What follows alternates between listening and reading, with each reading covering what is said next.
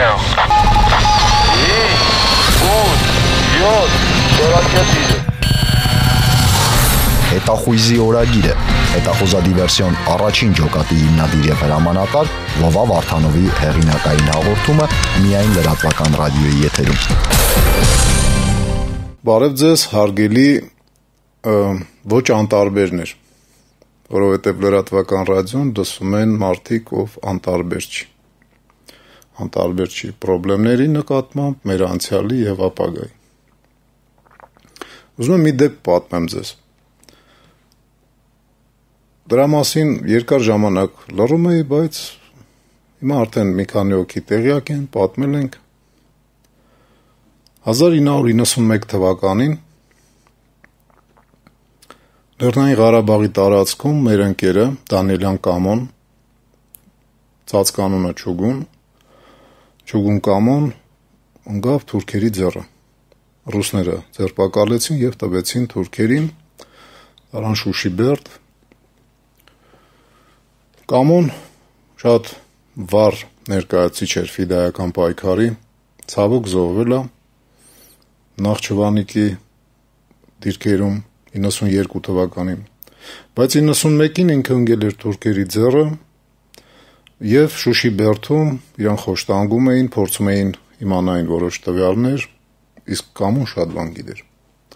Կամոին ազատելու խնդիր առաջացավ։ Կամոին ազատելու համար անհրաժեշտ էին թուրքեր, շատ մեծ քանակություն ու որակ, նկատի ունեմ տարբեր պաշտոնյաներ, կապեր ունեցող, տարբեր ցեղախմբերի առաջնորդ ընտանիքների զավակներ եւ փորձեցինք այդ բանը կազմակերպենք Հայաստանի սահմաններում։ Ղարաբաղի եւ Կրասնասերսկի ժամանակվա այսօրվա ճամբարակի այդ հատվածը սահմանի Քեդաբեկի շրջանն է։ Եվ Քեդաբեկի շրջանում սկսեցինք հետախուզական,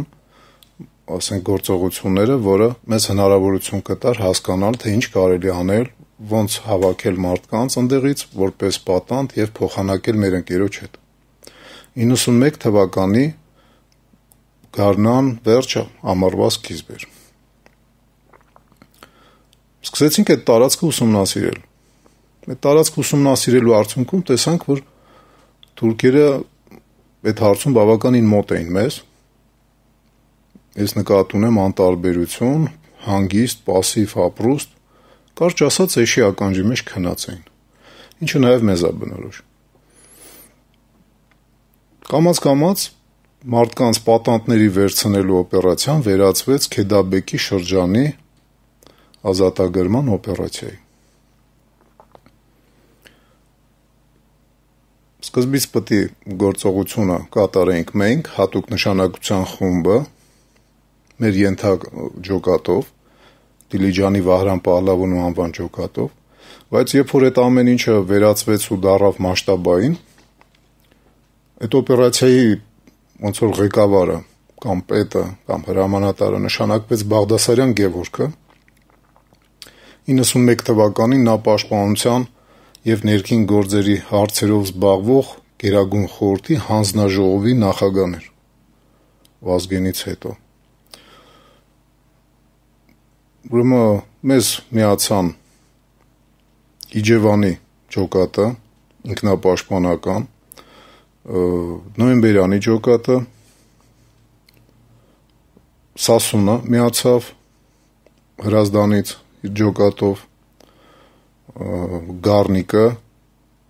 Եղոյան Ռուբոյի ջոկատից Գառնիկի խումբը մոտ 20-25 հոգի հոկտեմբերանցիները։ Ընդհանուր առմամբ խումբը դառավ մոտ 150 հոգի։ Այդ 130-ից 150 հոգյանոց խումբը կարար իզորուեր Քեդաբեկը ազատագրել։ Մտնելով մի քանի ձորակ, այդ Ասրիկ Ջիրդախան հատվածում, այդ հատվածից մտնելով այդ մի ձորակներ փակվում, հետո անցնում էինք Ջրբաժանով մյուս ձորակը, այդպես փակում էինք 3 ձորակ ու կարիդոր էինք թողում ժողովուրդը որ փախներ դեպի արևելք, դեպի հյուսիս-արևելք, դեպի Կիրովաբադ, այսօրվա Գյանջան, բնակչությունը փախնելու էր ու այդ տարածքը մենք շատ մեծ հեշտությամբ ազատելու ենք թուրքերից, պաշտպանելու ենք մի քիչ դժվարությամբ։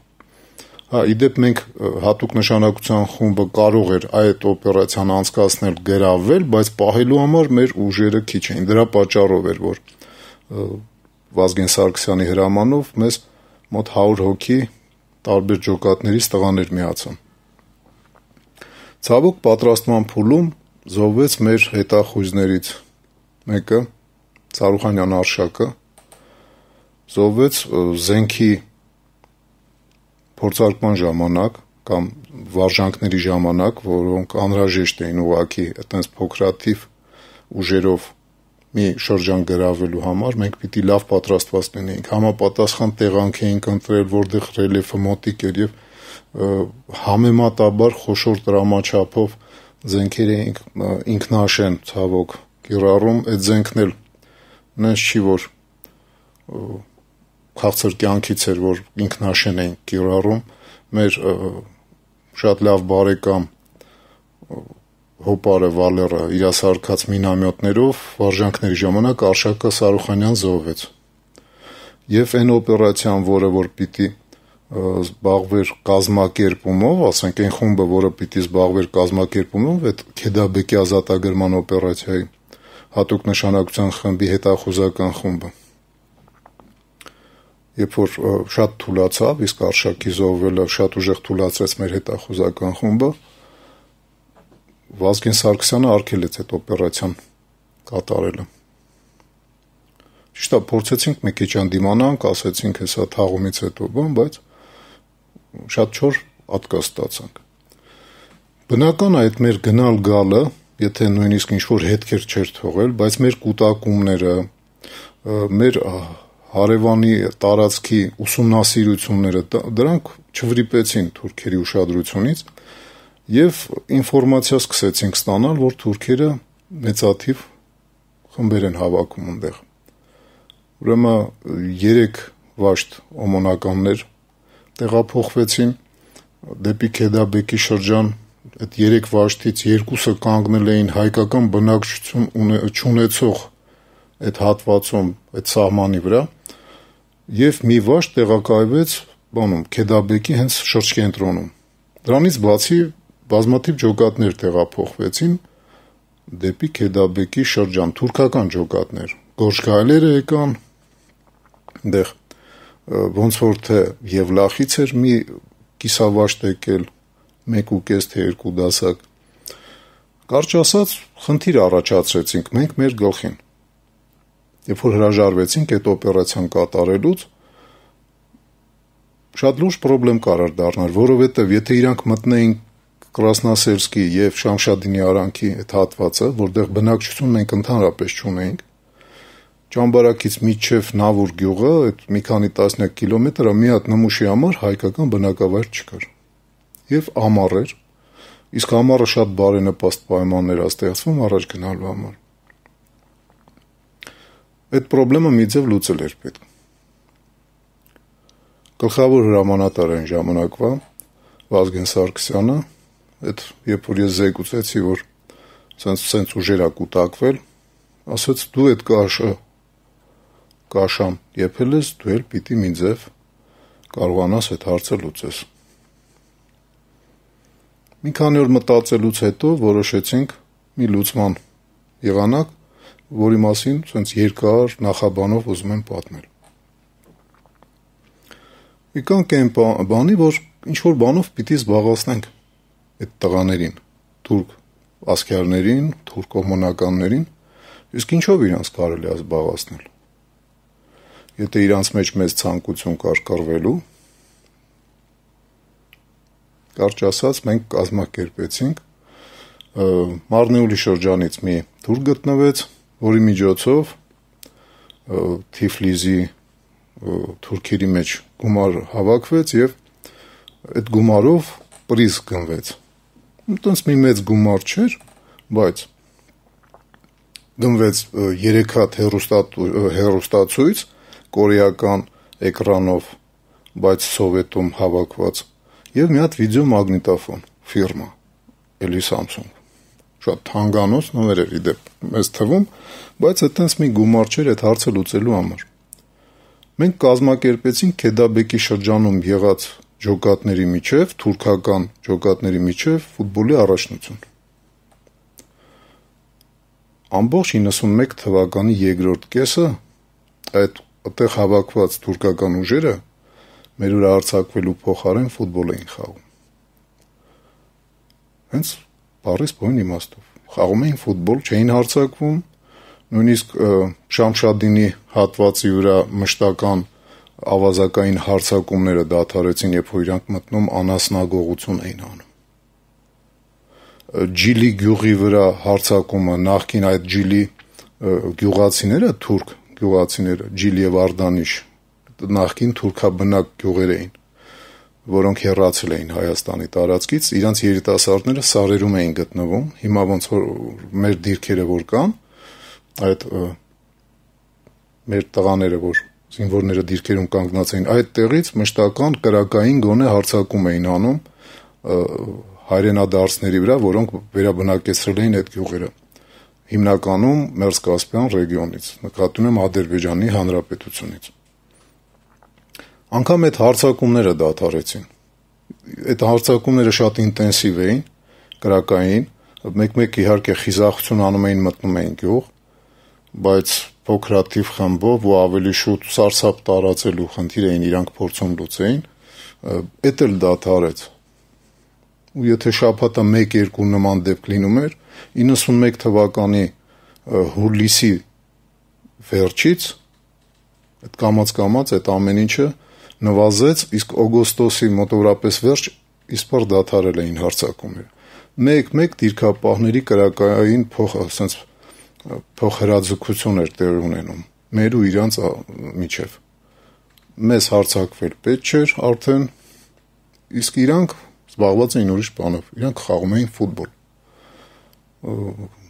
Շատ հետաքրքիր միտք էր, որ մենք այդ վերածեցինք հատուկ օպերացիա ասեմ, գործողություն ասեմ, խորամանկ քայլ ասեմ, բայց բերեց մի արդյունքի, որ այդ կուտակված ուժերը իսկ 91 թվականի համար ավելնորդ, ավելացված մոտ 200 հոգին շատ լուրջ թիվ էր։ Եղած իրանց այդ Ղարալար գյուղը, Ղարավելար գյուղը, Քեդաբեկի մյուս գյուղերը այն անգամ Արցվաշենի վրա ճնշումը թուլացել էր։ Այդ 200 հոգի ու իրանց մոտ 300-ից 400 հոգին բավականին լուրջ թիվ էր 91 թվականի համար։ Հաշվի առնելով, որ այդ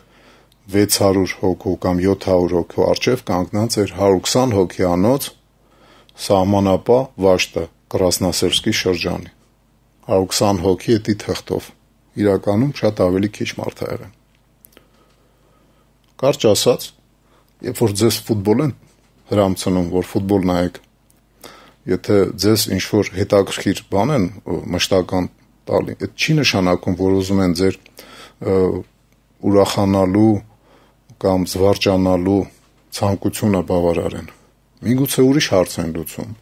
միգուցե ձեզ փորձում են ինչ-որ ավելի կարևոր բանից շեղեն։ Այդ բանը հաշվի առեք։ Համենայն դեպս մենք նման ձևով մի անգամ մի հարց լուծել ենք։ Նախորդ հաղորդման մեջ ես պատմեցի մի բան, ոչ թե պատմեցի, այլ նկարագրեցի ոնց մարդը պիտի պայի, եթե պատերազմական իրավիճակում է հայտնվել ու չի ուզում մասնակցի այդ պատերազմում, որովհետեւ իր պատերազմը չի, ենթադրենք ռուսա-վրացական կոնֆլիկտ կամ նմանատիպ մի բան։ Հիմա թեթևակի ասեմ, թե ինչ տրենինգներ կարելի անել կամ ինչ գործողություններ անել, որ ստրեսային իրավիճակի մեջ հայտնվելուց սարսափը մարդուն չտանի։ Երևի լավ հասկանում եք, որ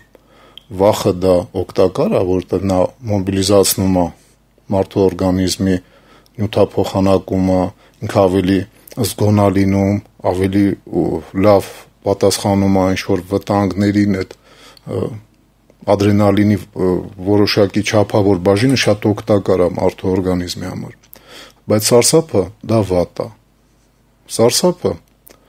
մարդուն կարա քարացնի կամ շեղի ու բերի նրան պանիկ ինչ-որ իրավիճակի, երբ որ մարդը սարսափով փախնում է։ Ինչա պետք անել։ Առաջինը փորձել շնչել խորը, դա շատ լավ օգնում է, խորը շնչել։ Երկրորդը մտածել ոչ թե վտանգի մասին, որը որ ասենք կախված է ձեր գլխին, անընդհատ դրա մասին մտածելով ավելի սարսափացնել, երբ որ դուք ինքներդ ձեզ ավելի սարսափի մեջ եք գցում, այլ մտածել այդ հարցը լուծելու տարբեր եղանակներ որոնելով։ Մտածել ոնց կարելի է այդ ամեն ինչից խուսափել։ Ամեն գնով չընկնել պանիկայի մեջ։ Պատկերացրեք, եթե ձեզ աղբամանի կողքը շները, որոնք ընդեղից սնվում են, ձեզ շրջապատում են կանկուրենտ տեսնելով, ու դուք պանիկայի մեջ ընկնելով մի ինչ-որ ճեղք տեսնելով նետվեք դեպի այդ ճեղքը ու ձեր հետ ինչ կկատարվի։ Պանիկան էդի այն չի, երբ որ մարդը լրիվ հուսահատվում է։ Պանիկան էդի այն է, երբ որ մարդուն թվում է, որ միակ ելքը գտնվել է, տեսնում է, բայց եթե անմիջապես այդ ելքից չօգտվի, իրան ինչ-որ վտանգը կհոշոտի, դա շուն լինի կամ կրակ լինի, կապ չունի։ Այդ իրավիճակի մեջ էլ մարդ չպիտի իրեն թույլ տա, որ հայտնվի։ Ինչա պետք անել պանիկայի մեջ չընկնելու համար։ Առաջինը միշտ մոդելավորել նմանատիպ իրավիճակներ ուղեղի մեջ։ Մոդելավորել եւ այդ իրավիճակից դուրս գալու տարբեր, ասենք, եղանակներ, փնտրել, ճարել, մտքի մեջ, պարտադիր չի անընդհատ գնալ մտնել կրակի մեջ կամ նման բաներ։ Նայել տարբեր ֆիլմեր, որտեղ հերոսները այդ իրավիճակից ինչ-որ ելքեր են գտնում եւ փորձել այդ ելքերից գտնելը հերոսների քննադատորեն դիտել։ Ոչ թե ուղղակի որպես շատ գեղեցիկ նկարած ինչ-որ դրուկել, այլ քննադատորեն վերլուծել իրենց գործողությունները, վերլուծել վտանգը, համապատասխանումը, հերոսի պահվածքը թե չի համապատասխանում, ոնց ինքը այդ իրավիճակից դուրս եկավ։ Կարելի է մի բարձունքի վրա պարանով նախորոք ֆիքսվելով անընդհատ մոտենալ բարձունքի եզրին։ Պարանով ֆիքսվել դա այդ ստրախովկա կոչվածն է, շատ անհրաժեշտ է, որովհետև եթե մարդ մանավանդ բարձունքի վախեր ունի, կարա այդ վախը մկանները այն աստիճան փայտացնի, որ թեթև քամու շարժնել անգամ մարդուն դեպի անդունդը բրդի։ Այդ նման իրավիճակներում հայտնվել, թեկուս մտովի, մարդուն շատ է օգնում ռեալ իրավիճակներից հեշտությամբ դուրս գալ։ Այսօրվա համար այսքանը, տեսցում։